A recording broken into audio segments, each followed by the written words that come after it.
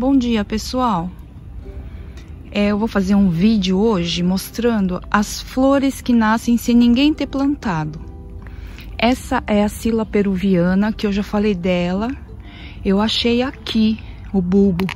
Tava bem aqui nesse lugar aqui, eu caminhando, pau, chutei. E eu acho que ela saiu daqui. Olha quantas! E olha os detalhes da flor, como ela é linda, tá vendo? Então eu vou mostrar pra vocês as flores que eu vou encontrar pelo caminho que ninguém plantou. Espero que vocês gostem.